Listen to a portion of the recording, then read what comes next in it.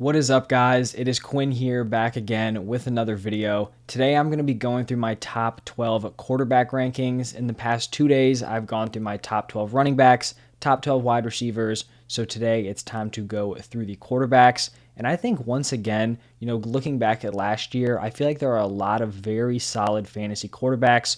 Honestly, so many that I feel like if you're in a 12-team league, every single team in that league can have someone they feel confident starting, on a week-to-week basis. And I feel like it is the same thing this year, if not even better than last season, because I had a tough time narrowing this down to 12. I'll talk about some guys in the honorable mentions, but I'm guessing, a few of the players who ended up there, you guys probably think are in the top 12 or, are at least in the discussion. So a lot of competition here at the quarterback position. And I do like that because typically I do like to select my quarterbacks later on. So if guys are falling to QB 11, QB 12, I feel like there's going to be some solid value there because they do have the potential to finish as like mid-tier quarterback ones, but they're just going much later because the position is so stacked. And let's just jump right into the quarterback number one. And this is where I'm going to have Josh Allen. For me, I feel like he's pretty locked in here. I don't really see a situation where he falls below this number one spot, unless he gets hurt or Stephon Diggs gets hurt. Outside of those two things, I feel like he's going to be here the entire offseason. He was the quarterback one in points per game last season, averaged 23.7 points per game. That is top production at the quarterback position. He has elite passing upside to go along with his elite rushing upside. He rushed for 763 yards and 6 touchdowns last year. So he has it all, has solid weapons around him. This is going to be a fantastic offense, and that is why he slots in here at number one. Now moving on to number two, this is where I have Kyler Murray. And similar to Josh Allen, I feel like he has a really solid blend between his passing and rushing production. He finished as the quarterback 4 in points per game last year. And I think this offense has really just improved around him this offseason. Really the one negative here is DeAndre Hopkins' suspension. Obviously, it's not going to be ideal for him to lose his wide receiver one, for a decent chunk of the season. But they went out this offseason. They added Marquise Brown. They drafted Trey McBride. So they're continuing to build around him. They brought back Zach Ertz. So he's going to have a lot of really solid weapons, especially when they're at 100% when DeAndre Hopkins is back. And once Kyler Murray, officially commits to returning to the Cardinals, there's been some rumors about him wanting trades. Maybe he gets an extension. But when he, decides to come back to them, he'll be locked in as a high-end quarterback one heading into the 2022 season. And then here at number three, continuing the trend here with mobile quarterbacks, this is where I have Lamar Jackson. And if we're looking at every single quarterback for fantasy football, I don't think there is a QB who has a higher ceiling than that of Lamar Jackson. He may have a slightly lower floor than some of the players ranked ahead of him or even below him, but I just think that crazy ceiling makes up for it because he can be a league winner if he dominates, just like he did in 2019, where he averaged 27.7 points per game. That is wild, especially at the quarterback position. And then, the last 2 seasons, not as crazy, 22.2 points per game, then 20 points per game. Those are still very solid seasons, but not the elite, quarterback one numbers that we were kind of expecting. I do think heading into 2022, the Ravens are going to shift back more into a super run-heavy approach. We saw them throw the ball significantly more than they had in previous years in 2021, but a lot of that was just due to injuries to their running backs. J.K. Dobbins and Gus Edwards both were out for the entire season. But looking at their offense now heading into 2022, they've lost Marquise Brown, haven't really brought in any suitable replacements, so I think they're going to roll with Rashad Bateman as number one, Mark Andrews as, a top tight end, and then they're going to run the ball. Lamar's going to rack up those rushing stats, and he is once again going to be a top-tier fantasy quarterback. Now shifting over to number 4, this is where I have Justin Herbert, and the reason why he is going to slot below guys like Kyler and Lamar Jackson is he just doesn't have that elite rushing upside that those players do possess. He has the top-tier passing upside, and he does give you some work on the ground, 300 rushing yards and 3 rushing touchdowns last year, but he just doesn't have that, 25 point per game ceiling that I think some of the players ahead of him can get to. But looking at his offense in 2022, this is a very similar unit to what he had last year. should be very explosive once again. And so Herbert is going to be a locked in, strong mid to high end quarterback one option for fantasy football. At number 5, this is where I'm going to go with the old man, Tom Brady, going into his age 45 season. He may not have the crazy ceiling of the players ahead of him because, as everyone knows, he's not going to be a super mobile guy. He'll maybe rush for 50 yards in a season, but he has a very, very safe floor. And just looking at this Bucs offense, they have the highest passing volume in the entire NFL. The Bucs averaged 43.4 pass attempts per game last year. That was actually 3.4 passes per game higher than the second, highest passing volume team. So they were well ahead of the pack there, and it showed. Brady led the NFL in both passing yards and passing touchdowns last year. Their weapons are once again going to be stacked. You have Mike Evans, Chris Godwin. They signed Russell Gage. Gronk's status is still up in the air. I think I talked about this in maybe yesterday's wide receiver video. If I had to make a prediction, I do think he returns, but we just don't know. And then the running backs, you've got Leonard Fournette, who was very solid last year. And then they drafted Rachaad White, who I think can be a solid receiving back. So he really does have a stacked core once again. And I just think he is going to ball out as he's done his entire career.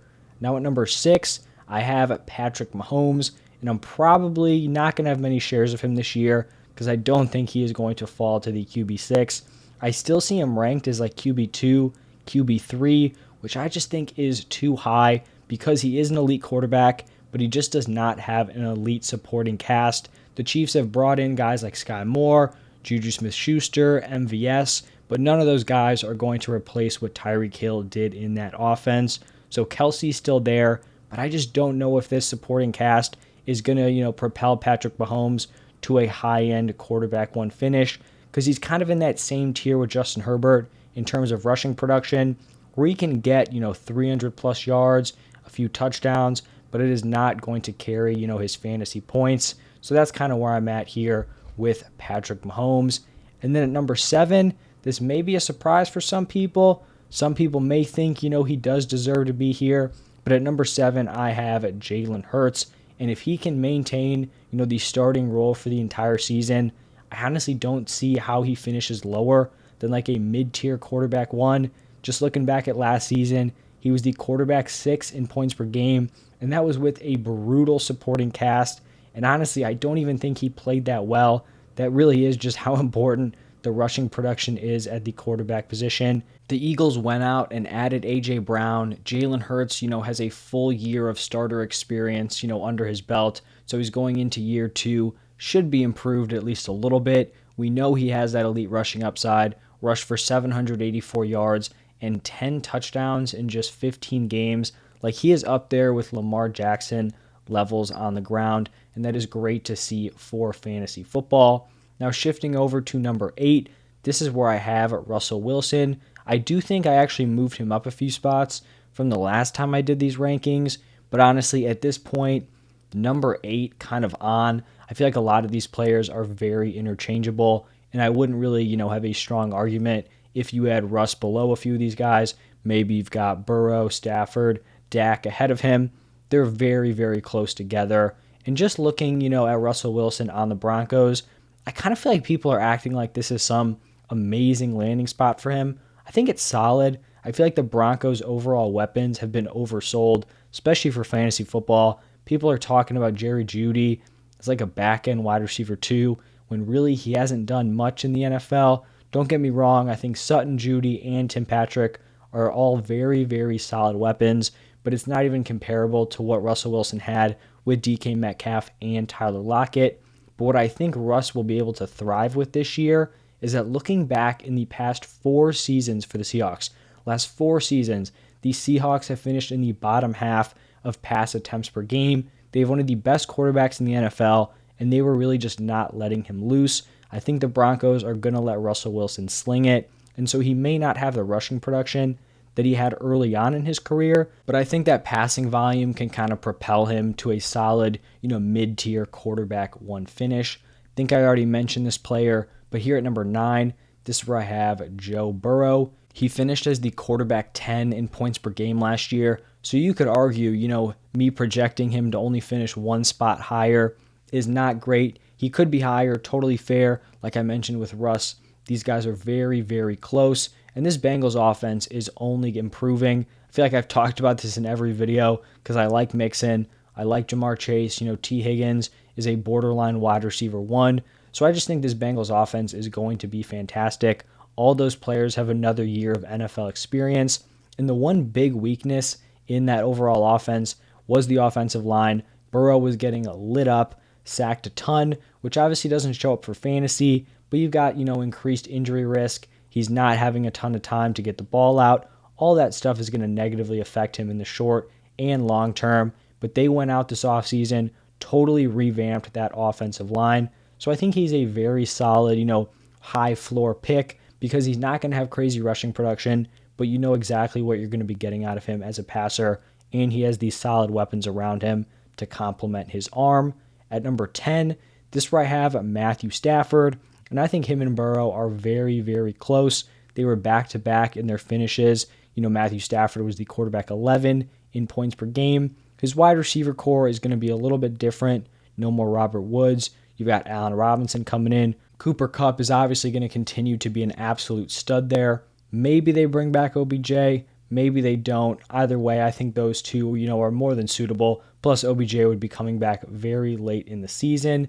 But I actually, think Matthew Stafford could take a little bit of a jump from his 2021 season just because, it's tough to go to a brand new team and, fully ball out that first year. He played very well, but I do think we could see a Brady-esque jump. Brady was very solid in his first year with the Buccaneers, but there was just some things they had to kind of iron out. He had a few brutal games. I feel like the same thing could happen here with Matthew Stafford, so I would not be surprised if he took a little bit of a leap from his 2021 season. And then we're getting very close to the end here. At number 11, I have Trey Lance, and I feel kind of similar about Trey Lance with what I felt about Jalen Hurts last offseason. I feel like Trey Lance just has a very wide range of outcomes. We know his ceiling is crazy high because he is a fantastic rusher. And then he also has elite weapons around him. You've got Deebo Samuel, George Kittle, Brandon Ayuk, fantastic coaches. They're going to set him up for success. Some of the red flags are that Jimmy G is still lurking on that roster. I'm not overly concerned. I feel like some of you have maybe seen the reports, internally they don't really trust Trey Lance, kind of, unimpressed with his development heading into year 2. I don't really think we can buy into all this stuff. I expect him to be the day 1 starter. Not 100% lock, but I would be surprised if he was not the guy. And if he's just on the field, I think he is going to produce for fantasy football. So he's someone that could actually kind of move up my rankings as we get some more clarity with that quarterback situation. And now to finish up these rankings at number 12, this is where I have Dak Prescott. I think you could probably argue for him as high as like quarterback 8 in that Stafford, Burrow, Lance range. He did average 20 points per game last season. He has a pretty high floor. I don't think he has a crazy ceiling.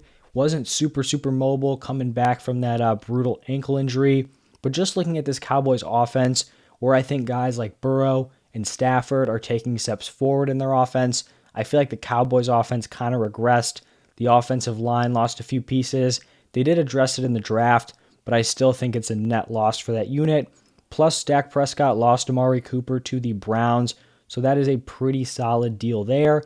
I have no doubt that Prescott is going to be very solid, but I do think he's probably going to be picked more in that like QB8, QB9 range. So if I'm selecting a late round quarterback, just give me whatever of these guys kind of falls later on, because if you're in a 12-team league, players aren't probably going to be doubling up on quarterbacks until, very late in the draft. So I think one of these guys is going to be able to fall to you, and you are going to get fantastic value.